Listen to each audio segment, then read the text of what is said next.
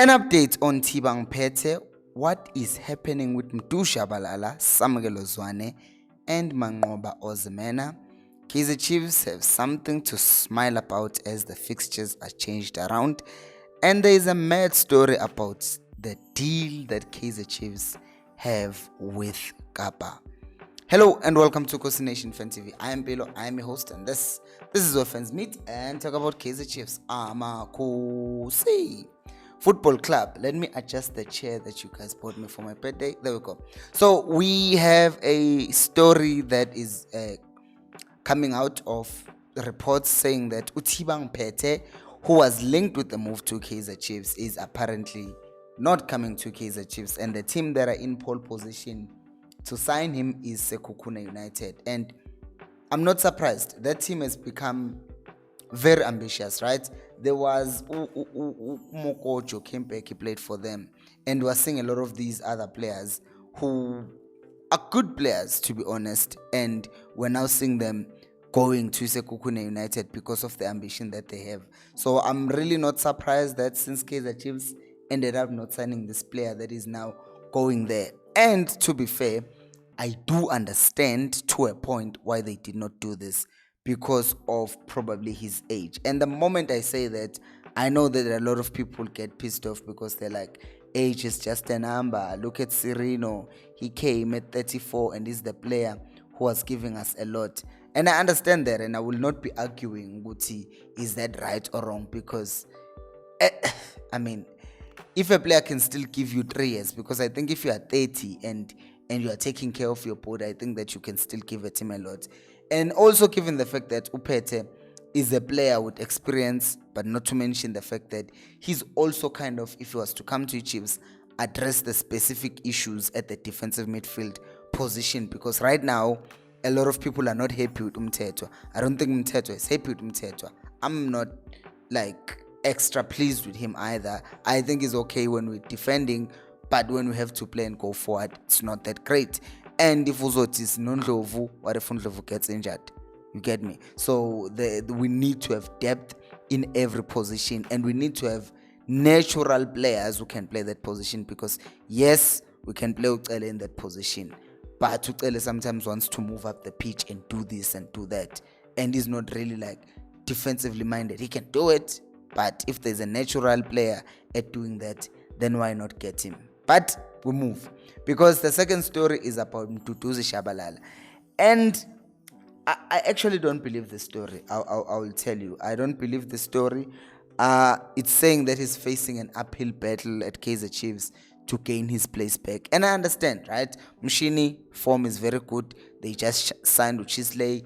There is Usirino in that position, and there is also who's this? Abu Matlo, but Matlo is behind Umtu right now. So I see that there's competition in that area, but I just don't think that it's gonna be that difficult for him to find some game time. I do think that his game time will be reduced, right? But I don't think that it's so bad to a point that they're saying he might be leaving Kaizer Chiefs. One player who I believe might be leaving Kaizer Chiefs is Usamgelo Zwane, because the fact that they've decided to keep Umatlo, right? Umatlo, who ended up being forced to play as a second 6, like an 8, a box-to-box midfielder of sorts, because Usamgelo Zwane, the person who was supposed to be owning that position, decided not to show up last season. I wouldn't say decided not to show up.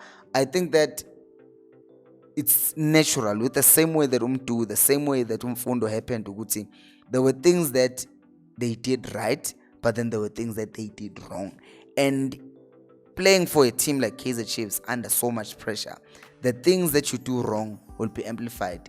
And for him, the things that were then amplified were the fact that Lumfana is busy focusing on being a model and all of those things, and he is this or he's that, So people have different opinions about the boy, and I think that it would be refreshing for him to probably leave Kaizer Chiefs and even come back. And I know the moment I say that leave and come back, like on a loan, I saw a comment even yesterday when I was talking about Khosi Uguti. The moment they leave Chiefs, they never come back. So yeah, I think we need to be better with that. I think our loaning out of players needs to improve, because I've seen it with Sundowns as well. They loan a player out, they never return.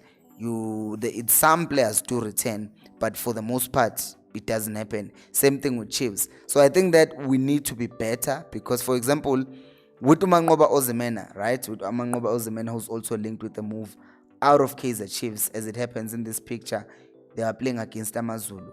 He's linked with the move to Amazulu, whereby Atazwan is coaching. If Samuel Ozone goes there, he is someone who's going to be continuously coached by someone who grew up with Kaizer Chiefs culture. And even with his coaching, you see that it still has that thing that it was trying to do at Kaizer Chiefs. And if you have a player going out to be loaned up to a team that plays some football, that has some, philosophical ideas that are similar to Nabi's or to Kaizer Chiefs in general, then it's going to make it easy for players to go out on loan and then come back. But if you are going to take Sabelo Hatebe, like last year, we took Sabelo Hatebe, we put him with Richards Bay. Why would you take a player, even Utoneli Jansen, right? Jansen, we took him to SuperSport United under Kevin Hunt, who's known to be a defensive coach. Now, last year I did say, maybe this might be good, because sometimes Kevin Hunt does give young players an opportunity. But he's also a coach at the same time. I'm correcting myself in hindsight. I'm saying at the same time, he's a coach who's also known for being very defensive.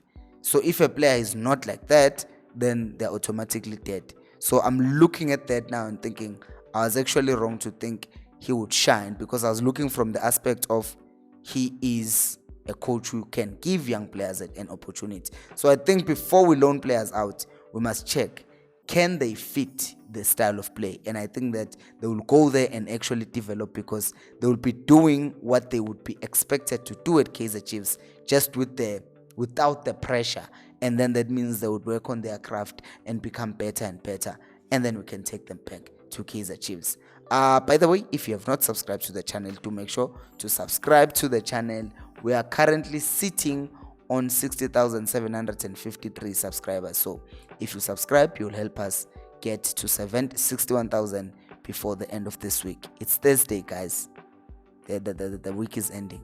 Which brings us to the next story, and there is Kaizer Chiefs have fixtures that have been moved. I'm happy about this. So we already knew about the fixture of Polokwane City on the 13th of August. We are playing on Sunday in Cape Town. If you're in Cape Town, come talk to me after the game. Number 2, Richards Bay on the 19th of August. But the game that's on the 27th of August was supposed to be played in Pretoria, right? It was a home game of Sundowns. It's a home game, midweek game. But since Kaizer Chiefs or Sundowns' venue, which is Loftus, will not be available on the 27th, the game has been moved to FNB. I'm so happy. I mean, like, it was going to be crazy for me to travel to Pretoria, like, after work, and there is still a coaching and there's still all of that. So I'm happy now, because the game will be played here at FNB. Although I'm still not of an idea of this fixture being played at night, midweek. Makes no sense to me, but it's fine. So that's that. Which then brings us to this very strange story that I do not believe once again. Note what I'm saying. These are stories not by me, because there are some geniuses who go to comment sections and they say, you are lying. It's not my story, mate. I'm commenting on stories.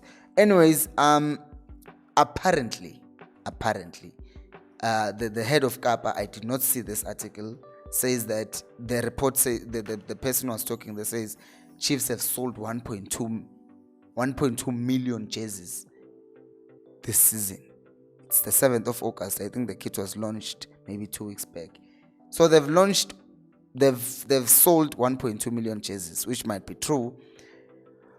If you multiply that by 1,300, which is what the jersey goes for, you will land at a very, very high number. And if you land at that high number, it's 780 million rands for Kaizer Chiefs. I'm saying not when you times it by 2. When you times 1,300 by 1.2 million, you get numbers in billions. But this thing, or this person was talking, says that Chiefs are getting 50% of the t-shirt sales, which would mean Kaizer Chiefs have made 780 million. I do not believe this, because that is saying that Chiefs have a 50-50 split with Kappa. I say that this does not make sense because there is no shirt sponsor who's going to say to Chiefs, okay, we're going to pay you 50 million per year to just be your shirt sponsor, because they do pay them to just be a shirt sponsor. But on top of that, we're going to give you revenue split of 50-50. That makes no sense, because then where's the profit? Remember, there's still manufacturing cost that Kappa will have to factor in, distribution and all of that. So why would you give Chiefs 50-50? So Kappa basically would have made a revenue of 1.56 million, right? 1,560,000,000. That's a lot of money.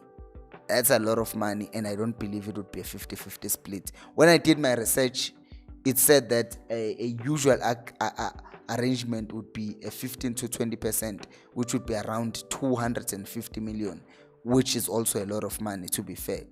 But I don't believe for a second that Chiefs are having a 50-50 split with Kappa. But you guys will let me know what you think about this on the comment section below.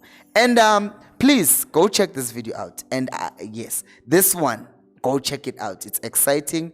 I watched it myself. We did it with goal. And you know what to do when you get to the comment section.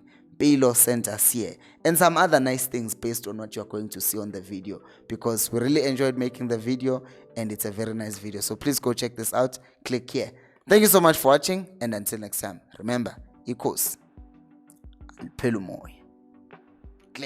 Click.